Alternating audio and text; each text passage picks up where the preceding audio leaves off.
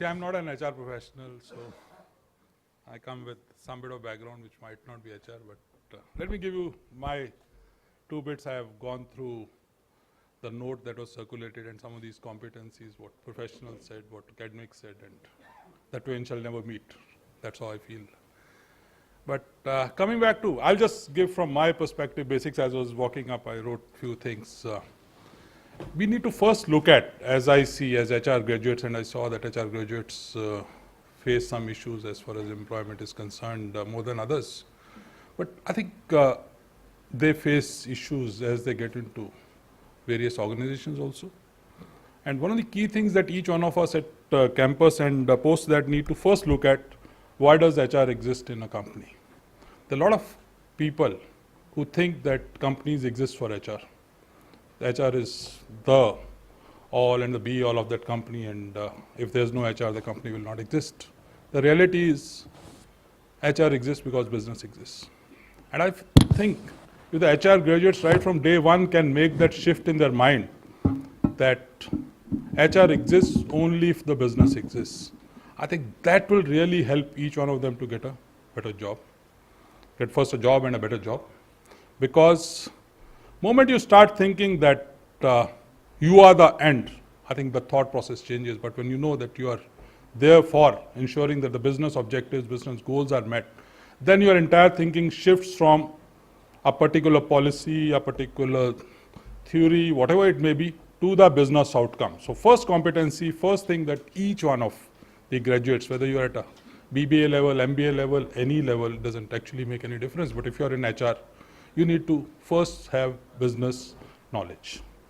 And business knowledge doesn't really mean that, okay, I'm from company X and this is my this, but actually a deep business knowledge, because in today's time, you're not a HR manager. As they call it, you are an HR business partner, which means you have to partner with business. You are not really there to be the personal manager, not taking care of the files, not taking care of the growth, not deciding the promotions. I think that's passe for me, that's history, 20 years back, 10 years back. But in today's time, each manager, each person in the organization is an HR manager. So don't think that only the HR graduates are the HR managers of the company. But the HR persons have to bring in that. Now let's come back and look at why does HR actually exist, and that will also answer as to what competencies HR needs to bring in. You have an organization, you take any organization. You need to acquire talent, which is difficult. But I think maintaining, sustaining, ensuring that the talent develops is much more important and perhaps much more difficult. There are times when we think that the talent acquisition is difficult. But how do we ensure that the talent that exists in the organization, really each one of those members is working for the business objectives? How is that each individual motivated? How does that culture of the organization? So that's where the role and the purpose of HR would come in, that it's not about ensuring that you get people, you give some 4 trainings to them and be happy at the end of the day that I've done 4 days of training and things like that. But how does each individual in the organization really contribute to the objective of the organization, the goal of the organization, stays motivated, becomes an advocate of the organization, and ensures that the culture of the organization is there. So I think if you look at that, now let's look at the competencies. What competency, what culture do you want in the organization where you are? Do you want it to be an honest organization or a corrupt organization? If it's honest organization, the first competency that any HR professional has to have is integrity, his own personal or her own personal integrity. Because each HR professional, right at the graduate level to the top, has to lead by example. So if you are leading by example, you need to ensure that you have to show your own personal integrity as number one. Second, based on my experience, I have seen, and I'll not be lying, but there are a lot of times when I've seen HR guys arrogant. Humility is the most important thing after integrity as far as I'm concerned from an HR professional. And a lot of HR professionals are not, because they think that they are actually kind of maneuvering the career of each individual in the organization. So if you want to be a good HR professional, right at the graduate level, right at the student level, integrity is very important. Humility is equally important. You can't really underestimate this thing. Third, HR is all about people, empathy.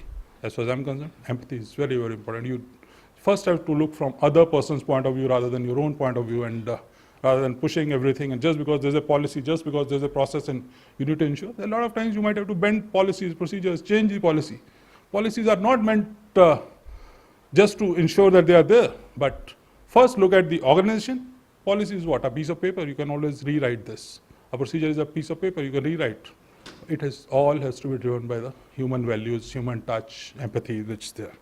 Teamwork, which is very, very important. And if you look at, I'm not really coming to the technical skills. I'll come to that in a minute, because that's, in any case, IT and others are my area. But I think two more on this. One is accountability. If you have to a good HR professional, you need to take accountability of all your actions. You can't really be pushing accountability up or down, sideways, this way, that way, but you need to ensure that if you say something, you are committed to that, you are accountable for that, and tomorrow you can't say, no, just because there's a policy, there's a piece of paper, or my boss told, or someone told. No. Accountability, and the buck stops at each individual. I think if that thing is there, and the linked part is commitment. If I say something, then I'll do it. Otherwise, वो बोलेंगे ठीक है यार, ऐसे कई HR वाले आए बोल के चले गए, who cares? If you want to be known as someone who really is trying to make a difference, leave a mark, commitment is very, very important. Otherwise, things will never work. Otherwise, people will say that this guy can't hold. So he just says, why take this person seriously? So if as a graduate you want to be, or maybe even post that, you need to be taken seriously in the organization. You need to ensure that you meet commitment every time. And it's not easy. On paper, it looks very nice. One can always say that, yes, I'm committed, but it's very difficult. It's very difficult to sustain it on the long run. Not for 1 year, not for 2 years, but for 25, 30, whatever years you'll finally work in your college. So that's some of the skills. Now coming to the other side. Let's look at how the world is changing. HR does whatever I spoke about. Also look at the second part. The business objective is one part, but how the business is changing, how the entire social thing is changing. Today, each one of us as customers, each one of us as individuals, each one of us as employees, what are we looking at? We are looking at an experience which is very different from anyone else. We want, whether you call it employee experience, you call it customer experience, you call it anything. But we are looking at, so HR professionals, especially who are those, they are actually talking to each employee and treat each employee as your customer. You need to have in your DNA giving a fantastic employee experience. It's not about you, it is about the employee. So as a customer, when I get into a shop, I get into a business, I want a good experience. When that employee comes to you as HR manager, are you giving that employee experience? That's one. And if you have to give from a skills perspective, you need to first understand the HR domain very well. You need to, it can't be that, okay, then you say that, okay, I'm going to this consultant, or I'm going over here, or let me read the manual policy number 43 and tell you what it is. You have to have that knowledge with you.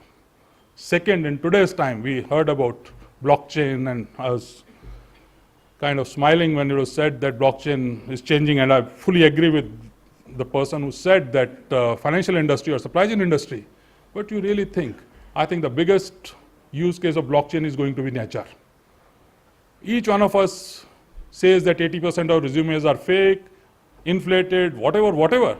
But if that thing is actually in a block which can never be changed, just assume that, just imagine the entire thing would be gone. So as I personally feel, and having spent 25 years in IT, with some bit of conviction I can say, blockchain is going to play a huge role in HR.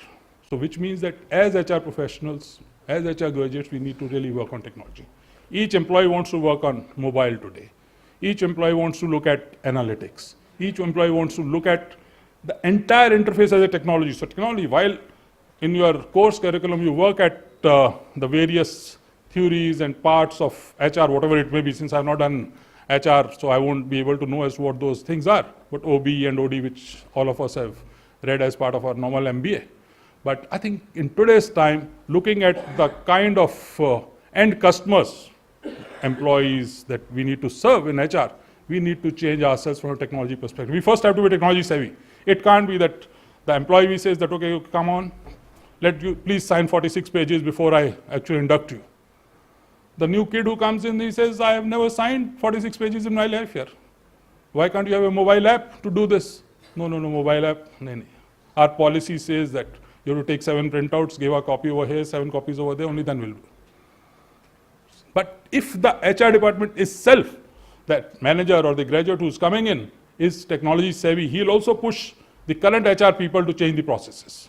You have to be agile in changing the processes, and you have to have an adaptable mindset that yes, I am willing to explore new things, I am willing to take a risk, I am willing to change things if they are in the benefit of the employee and in the ultimate benefit of value for the business. So I think if we really look at any of those things and then get some bit of knowledge about, I heard Python and some of the other tools, so I'm not getting into the tools part of it.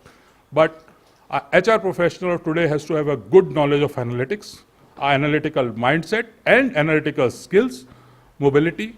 Artificial intelligence is coming in a big way.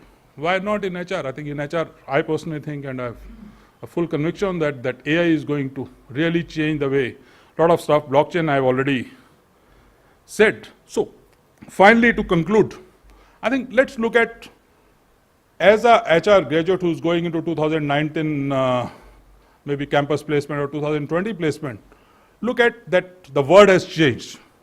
The expectations of companies, expectations of employees, expectations of your stakeholders all around has changed. So do we have skills and competencies in line with those, or do we have skills and competencies which are 2018? Many of the competencies of 2018 might be actually not required in 2020. So with that mindset, if we go, I think we'll be a much better HR graduate and get all the jobs that we are looking for. Thank you very much.